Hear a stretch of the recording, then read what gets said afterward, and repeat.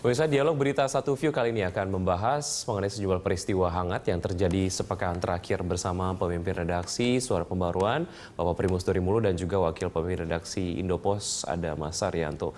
Apa kabar, Bapak? Terima kasih sudah hadir di studio kami hari ini. Satu hal yang hangat diperbincangkan oleh media adalah terkait dengan sidang pra-peradilan BG dan juga mengenai informasi yang katanya kemudian disampaikan oleh pihak istana bahwa Jokowi tidak akan melantik BG sebagai Kapolri gitu ya. Implikasinya hal tersebut ataupun mungkin isu tersebut terhadap proses sidang pra-peradilan. Anda melihatnya seperti apa, Pak Primus? Begini, Pak. Jadi tentang BG, pelantikan BG atau tidak dilantik sudah menjadi pasar taruhan. Jadi bukan cuma sepak bola, tapi pasar taruhan sekarang tuh. Nah, makin dekat dengan itu keputusan hari Senin, lusa, itu makin seru. Ya. Memang pasar taruhan sekarang lebih banyak yang memenangkan BG tidak dilantik. Nah, disinilah persoalannya. Ya. Jadi pra-peradilan ini kan sempat dibilang oleh Presiden, kita tunggu pra-peradilan. Dan yang paling konsisten itu adalah wakilnya, Pak JK. Tunggu pra-peradilan. Nah, kalau pra-peradilan itu menolak BG, itu tidak terlalu banyak masalah. Tinggal mengajukan calon lainnya. Ya. Tetapi kalau menang, itu bagaimana kalau menang? Nah, kalau menang harus dilantik kita. Nah, kita sudah buang waktu 1 bulan kan gitu. Kalau dilantik itu masyarakat sipil itu umumnya menolak. Kalau kita lihat semua opini, menolak.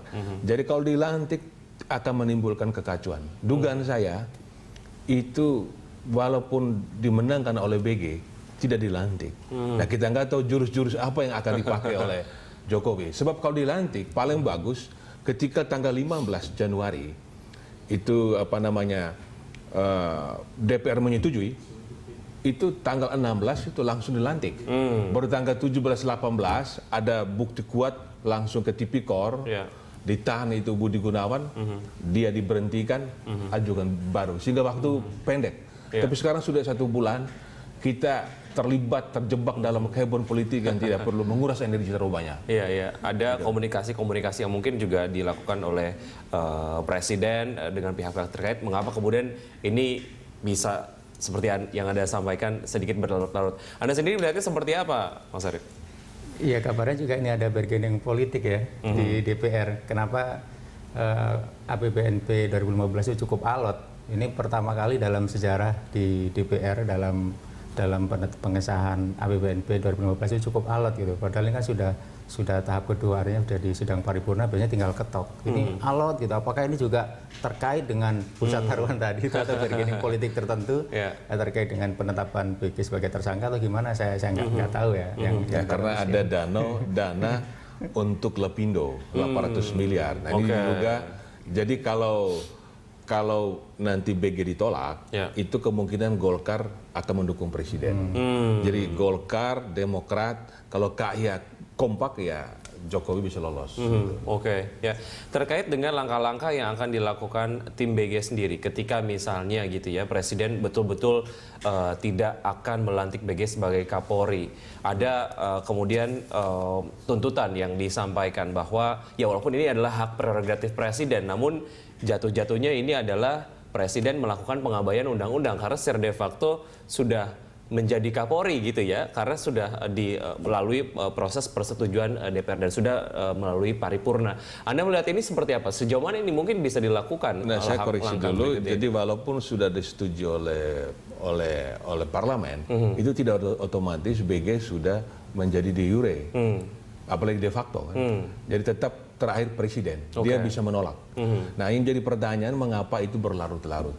Walaupun kita lihat sekarang Presiden lebih banyak senyum di Solo, menebar senyum, tapi terlalu banyak menguras energi. Pada saat yang sama beliau mengatakan kita harus bisa mencapai laju pertumbuhan ekonomi 5,7%. Tahun 2014 kita cuma 5,01%. Nah, pertumbuhan ekonomi, kegiatan ekonomi sangat tergantung juga, ditentukan juga oleh stabilitas politik.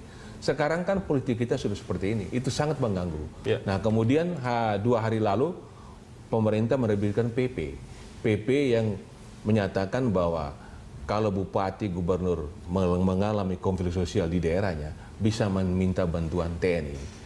Dan ini itu bisa menyeret TNI Polri dalam konflik lebih besar. Nah, sudah terjadi beberapa hari lalu, ada razia dilakukan oleh TNI Angkatan Laut masuk di sebuah tempat hiburan, ada polisi yang dihajar. Nah, ini kita khawatir karena polisi dan TNI ini kan sudah seringkali bentrok. Jangan sampai ini kita ada konflik-konflik kembangan gitu ya dari masalah ini. Betul. Ya. Oke.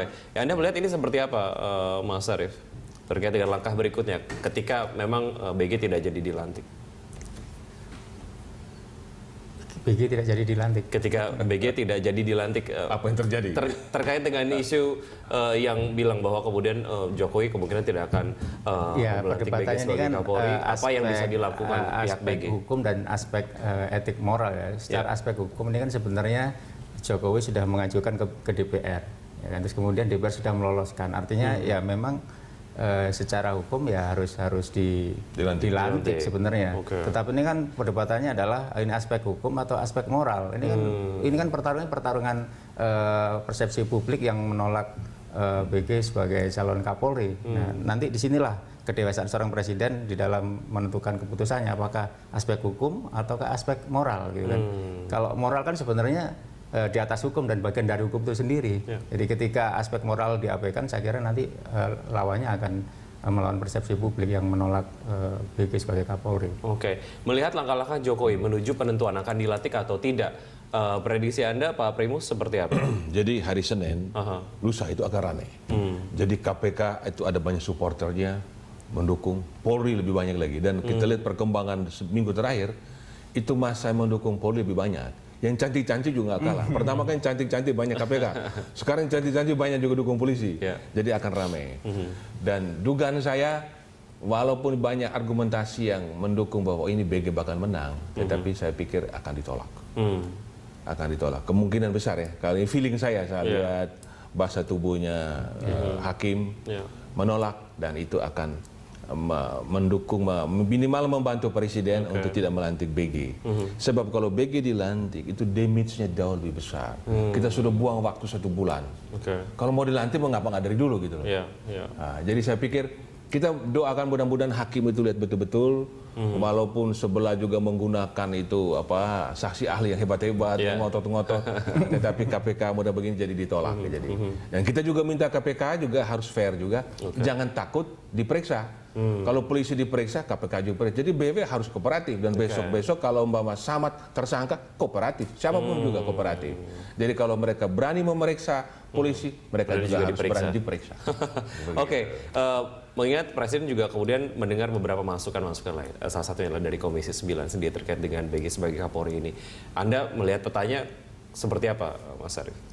Ya itulah menurut saya itu kelincahan Jokowi ya, saya melihatnya itu. Jadi dia kalau dalam filosofi Jawa itu nabuk nyilih tangan sebenarnya. Jadi dia sebenarnya sudah punya keputusan politik sendiri bahwa dia tidak akan melantik BG sebagai Kapolri. Tetapi gimana caranya misalkan partai pengusung BG ini tidak terlalu tersinggung, kemudian akhirnya pakailah cara tim 9 untuk memberikan rekomendasi agar BG tidak jadi dilantik, sehingga nanti lebih enak pengambilan keputusannya. Saya kira dia pakai filosofi Jawa itu kok nyilih tangan. Satu hal yang menarik Pak Primus, di Munas Hanura yang kedua, Jokowi di Solo ya maksud kami, Jokowi duduk bersebelahan dengan Megawati selama setengah jam tidak bertegur sapa. Apakah Anda ini melihat sebagai salah satu? Yakin nggak bertegur sapa? Yang kita nggak tahu. Selama 30 menit yang kemudian dilihat oleh pers pada saat itu tidak ada tegur sapa gitu ya antara Jokowi dan juga Mega. Ini sebetulnya mengindikasikan apa? Jadi pertama saya mau lihat fakta dulu. Jadi kan ini kan TV kan snapshot Pak. Tak begitu pasti sorot mereka lagi tidak berbicara. Pers juga tidak, wartawan tulis juga nggak begitu. Jadi saya pikir itu nggak benar lah. Jadi dia nggak duduk berdampingan, mereka pasti berbicara. Tapi kalau mereka ngobrol, ini kan acara, jadi kan mengganggu juga. Jadi sopan santun jangan terlalu banyak ngobrol. Jadi yang mau saya katakan ini juga, ini konflik ini sebetulnya kan mulai memicukan istana. Itu gara-gara presiden mengajukan sebuah nama yang memang bermasalah, jadikan tersangka. Presiden setuju, nggak mau dilantik. Kan begitu, seperti dikatakan Mas Ari tadi. Sudah setuju, ya dilantik dong. Ternyata nggak dilantik. sehingga terjadi kegaduhan politik. Jadi masalah ada di presiden. Jangan dibawa-bawa ke Megawati dan PDIP. Sekarang kita lihat bahwa PDIP kan menang pemilu. Megawati kelihatan selama ini kan pribadi yang konsisten. Jadi ini ada kekuatan besar yang membentur-benturkan Jokowi sama Megawati dan PDIP. Saya pikir kita jangan terjebak ke sana juga. Ketika hadir mau duduk berdamping, Megawati kalau dia nggak setuju dia nggak bakal duduk di samping, di belakang aja gitu kan. Oke, ya baik. Kita masih ada hal lagi yang kita akan berbincangkan setelah jeda, Bapak-bapak. Bisa kami akan segera kembali.